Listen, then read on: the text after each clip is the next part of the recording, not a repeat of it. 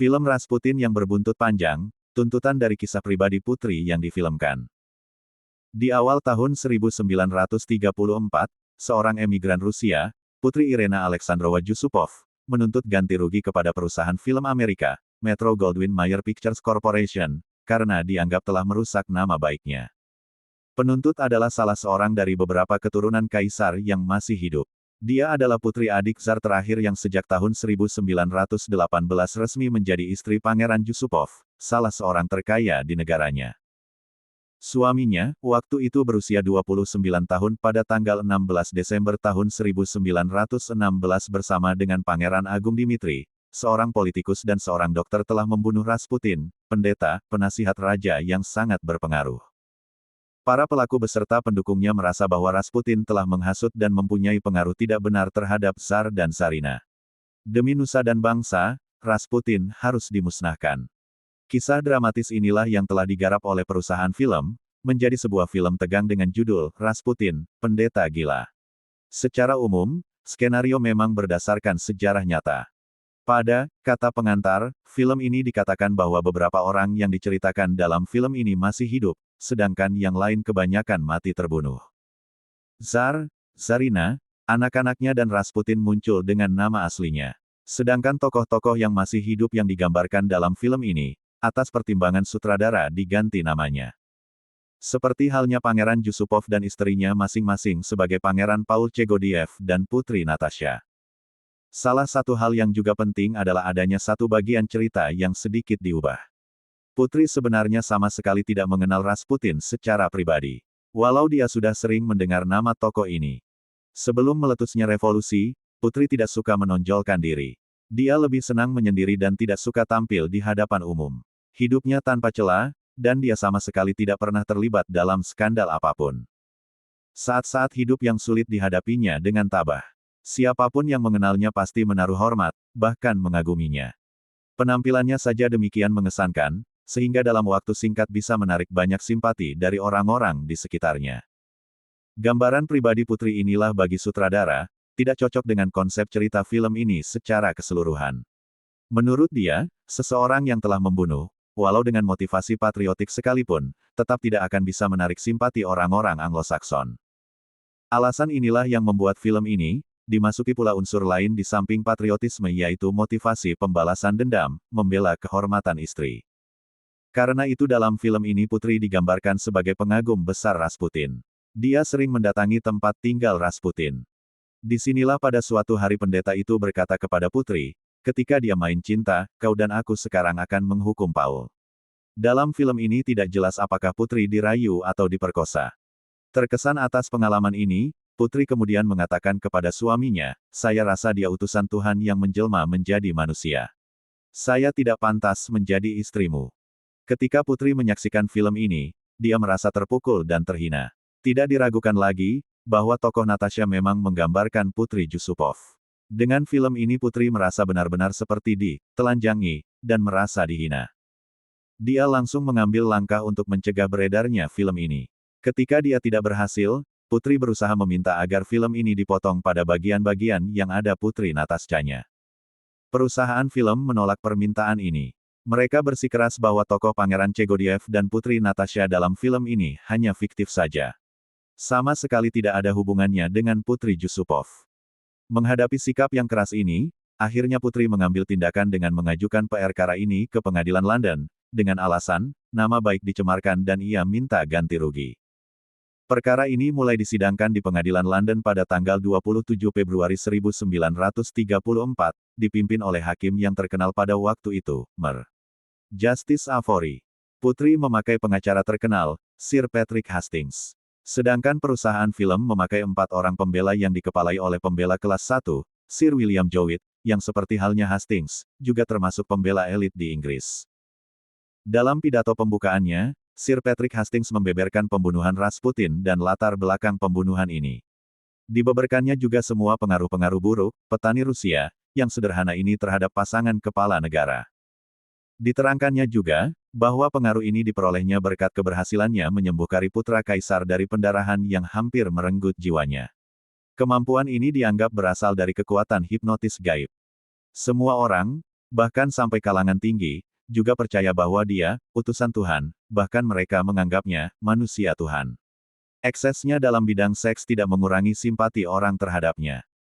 Duta Besar Perancis, paleolog, menulis apa yang didengarnya dari seorang bangsawan wanita Rusia pada akhir September tahun 1914, tentang penampilan aneh di Istana Kaisar. Secara badaniah, dia begitu menjijikkan, tangannya kotor, kuku-kukunya hitam, janggutnya tidak terpelihara.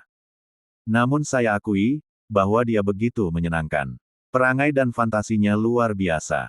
Bahkan dia pandai sekali berbicara. Dia bisa merangkai kata-kata demikian indahnya dan yang mengandung arti yang dalam. Ketika pada suatu hari paleolog menyampaikan cerita wanita bangsawan ini kepada seorang menteri luar negeri Rusia, dia begitu terkejut, demi Tuhan, jangan bicarakan orang itu lagi. Dia begitu menjijikkan. Dia bukan saja petualang dan penipu, tetapi dia titisan setan, manusia antikristus. Sebaliknya paleolog yakin, bahwa kekuatan batin tenaga dalam Rasputin itu mungkin saja memang dimilikinya karena, tidak mungkin dia berani coba-coba jadi tukang sihir, semacam itu, kalau saja dia tidak yakin akan bakat istimewa yang dimilikinya. Keyakinan akan kekuatan mistik yang dimilikinya itulah yang menjadi dasar kekuatan pengaruhnya. Dari buku harian Palkolog, tanggal 1 Oktober tahun 1915. Pengaruh Rasputin di istana memang besar. Ini dimanfaatkannya untuk merealisir keinginannya, ikut campur dalam politik. Sejak semula ia tidak setuju kalau perang berkelanjutan. Ia memperingatkan hal itu akan bisa membawa malapetaka. Dia menasihati agar Kaisar membuat perjanjian perdamaian terpisah. Banyak yang mengatakan, bahwa Rusia tidak akan terlibat perang andai kata Rasputin tidak dibunuh orang pada tanggal 28 Juni tahun 1914 dan sampai bulan September dijauhkan dari Petersburg. Kemudian dia tidak henti-hentinya memperingatkan agar Kaisar menghentikan pertumpahan darah. Angkatan Perang Set. Petersburg sudah melihat adanya bahaya pengaruh Rasputin ini. Karena Kaisar sendiri pernah berkata, jika saya sedang bingung menghadapi suatu persoalan, maka cukup 5 menit saja saya berbincang dengan Gregory Rasputin untuk memperoleh ketenangan. Efeknya masih kurasakan berminggu-minggu kemudian, dari buku harian Paleolog, tanggal 12 Oktober tahun 1915. Di kalangan pemerintah Rusia, Rasputin dianggap sebagai pengacau terbesar, yang disogok orang Jerman untuk menjatuhkan Tsar kemudian dengan pengaruhnya terhadap Tsarina, sedikit demi sedikit ingin mengambil alih pemerintahan. Dalam tubuh angkatan perang akhirnya timbul hasrat untuk membunuh Rasputin. Setelah pengacara Putri selesai memberi keterangan jelas mengenai duduk perkara yang sesuai dengan sejarahnya, film pun diputar. Dan Putri dipanggil ke muka pengadilan. Seingat Sir Patrick Hastings, Putri merupakan saksi seperti yang diharap setiap pembela. Selama dalam pemeriksaan yang tentu saja sangat memalukan, Putri tetap bersikap seperti biasa, sama sekali tidak berubah. Biarpun didesak ia tetap tenang dan tidak marah. Dengan sopan dan dengan bahasa Inggris yang baik dia menjawab semua pertanyaan tanpa ada rasa jengkel. Walau banyak pertanyaan yang membuat orang lain naik pitam. Pertanyaan mengenai hubungan dirinya dengan Rasputin, Putri menekankan bahwa dia sama sekali tidak punya hubungan apa-apa dengannya. Memang ia sudah mendengar tentang peran Rasputin di istana. Putri juga tahu bahwa karena Rasputin berhasil menyembuhkan putra Tsar, dia memiliki pengaruh yang kuat di istana Kaisar. Mengenai nasib pribadinya, Putri mengatakan bahwa dia dan suaminya sudah tidak punya apa-apa lagi. Dan dari istananya Moika, di Petersburg, hanya tinggal fotonya. Dari pernyataan ini, Hakim menyambung dengan pertanyaan, siapakah orang yang paling berperan dalam pembunuhan Rasputin ini? Suami saya. Menurut Anda, siapakah sebenarnya yang digambarkan sebagai Natasha dalam film ini? Saya rasa itu saya sendiri. Apakah Chegodiev mempunyai arti bagi Anda? Saya rasa, itu menggambarkan suami saya. Apakah istana Moika di Petersburg itu milik suami Anda sendiri? Atau apakah ada orang lain? Itu milik suami saya. Atas pertanyaan lain dari pembelanya, saksi bercerita bahwa dia tahu pasti apa yang akan terjadi, setelah penggambaran Rasputin dan Putri Natasha. Dalam pertanyaan selingan, Sir William Jowett, pengacara dari perusahaan film, menekankan dan mengarahkan perhatian pengadilan akan adanya perbedaan karakter yang terdapat pada Putri yang sebenarnya dengan Putri dalam film. Ketika pengacara perusahaan film menuduh bahwa Putri mengajukan tuntutan yang sama terhadap negara-negara lain, hanya untuk mendapatkan uang, Putri memprotes keras. Saya mengajukan tuntutan ini hanya untuk membela kehormatanku. Oh, Saya tidak akan melakukan hal ini jika hanya ingin memperoleh uang. Namun putri harus mengakui, bahwa dia tidak hanya menuntut perusahaan film di negerinya saja tetapi juga perusahaan film di Austria, Jerman, Perancis, Italia dan Amerika Serikat. Apakah Anda juga mengajukan tuntutan yang sama terhadap 288 perusahaan film? Ya, benar. Jika tujuan Anda melakukan semua ini hanya karena uang, saya dapat mengerti. Namun bila ini dimaksudkan untuk membersihkan nama Anda, apakah proses saja sudah cukup? Ya, benar. Jadi apa arti tindakan Anda terhadap lebih dari 200 perusahaan film ini? Yang saya inginkan ialah dihentikannya pemutaran film ini. Para pembela perusahaan film lagi-lagi menekankan bahwa pengarang skenario berhak untuk mengubah sedikit jalan cerita yang sebenarnya. Dikatakan oleh pembela, bahwa karakter pangeran yang di film lebih banyak persamaannya dengan watak Pangeran Dimitri daripada suami putri. Dan jika orang mencari hubungan sejarah dengan Putri Natasha, maka mungkin yang dimaksud bukan si penuntut melainkan wanita istana lain. Tokoh Natasha sebenarnya juga hanya fantasi dari pengarang skenario. Tetapi yang jelas, selama proses pengadilan, Putri berhasil memberikan kesan yang baik. Orangnya cantik, ia berbicara dengan bahasa Inggris yang baik. Dandanan dan penampilannya benar-benar memukau para juri dan hakim. Setelah Putri selesai diperiksa, Hastings memanggil seorang bekas diplomat Rusia, Eugen Sablin. Sablin menerangkan bahwa tak seorang pun bisa dimintai pertanggungjawab atas kematian Rasputin, kecuali Pangeran Yusupov. Tokoh Pangeran Chegodiev dalam film memang tidak diragukan lagi memang menggambarkan Pangeran Yusupov.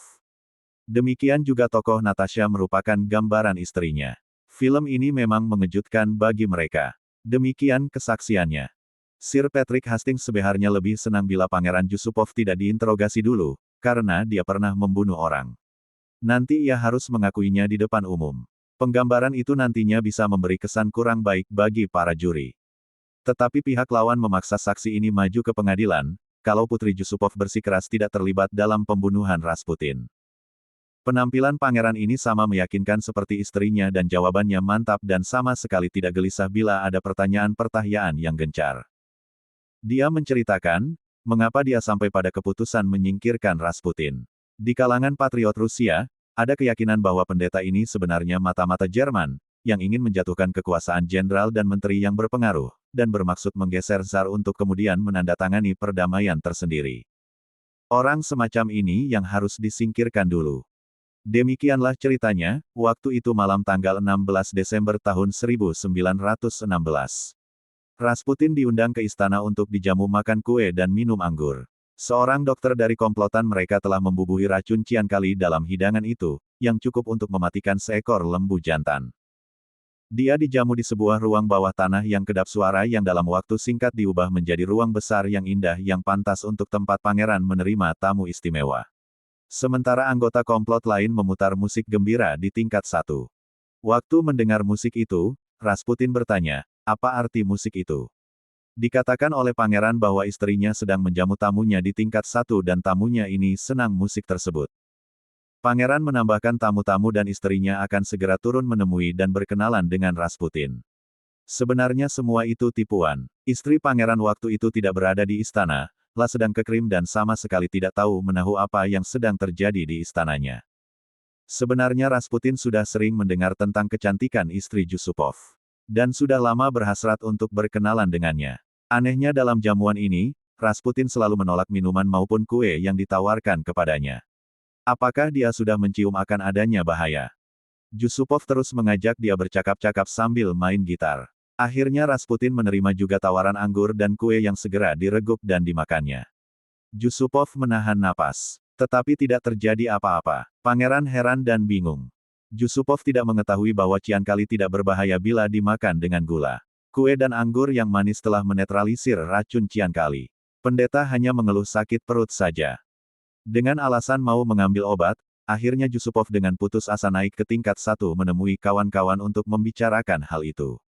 Mereka mengusulkan agar mengambil pistol saja dan menembak Rasputin. Setelah ditembak, Rasputin menggeram seperti binatang buas. Dia jatuh terlentang. Demikian cerita pangeran. Apakah Rasputin waktu itu seperti sudah benar-benar mati? Ya. Dan apakah Anda mengabarkan hal ini kepada komplotan Anda? Ya, kepada Pangeran Dimitri dan dua politikus lain yang turun begitu mendengar letusan tembakan. Apakah kemudian Rasputin hidup kembali? Ya, tiba-tiba dia bangkit melompat dan mulai menggeram. Kemudian Rasputin berusaha meraih bahu Yusupov dan mau mencekik lehernya. Tetapi dia berhasil melepaskan diri dan naik ke atas. Ketika mereka berempat turun, Rasputin sedang merangkak ke atas siap untuk menyerang mereka, seperti binatang buas yang terluka dan menggeram-geram. Tiba-tiba dia berdiri, lalu keluar melalui pintu menuju kebun. Dan bagaimana akhirnya Rasputin terbunuh? Puriskewitz memberikan dia tembakan 3 kali dari istana dan salah satu tembakan ini mematikannya. Apakah dia waktu itu sudah benar-benar mati? Belum juga. Apakah Anda kemudian masih berusaha membunuhnya? Ya, dengan popor senjata. Sebenarnya sebelum ini saya belum pernah membunuh. Tetapi saya merasa tugas saya untuk membunuh Rasputin, maka saya melakukannya. Letusan senjata api telah terdengar oleh seorang perwira polisi yang telah diberitahu apa yang sedang terjadi di istana. Karena perwira ini yakin kalau mereka melakukan hal yang benar, maka dia tidak berniat melaporkan kejadian ini. Di waktu menyingkirkan mayat Rasputin, dibuang ke Newa, pangeran sama sekali tidak ikut ambil bagian, karena dia tidak sadarkan Din setelah kejadian ini. Untuk perbuatan ini, dia tidak diadili. Dia hanya dibuang ke daerah Rusia yang terpencil. Dalam pemeriksaan selanjutnya, didengar keterangan para saksi untuk ditanya apakah mereka mengenali pangeran dan istrinya dalam film ini. Seorang diplomat yang selama perang berlangsung menjabat sekretaris pertama pada Kedutaan Besar Inggris di St. Petersburg menjelaskan bahwa dia tidak ragu lagi, tokoh Pangeran Chegodiev dan Putri Natasha dalam film itu menggambarkan Pangeran Yusupov dan istrinya. Hal yang sama dinyatakan oleh dua perwira, seorang jenderal, yang selama perang menjadi kepala misi militer di Petersburg dan seorang admiral, atas seangkatan laut. Seorang Rusia lain dari Universitas London sebaliknya berkata, kedua tokoh dalam film yang diperdebatkan itu sama sekali tidak menggambarkan siapapun.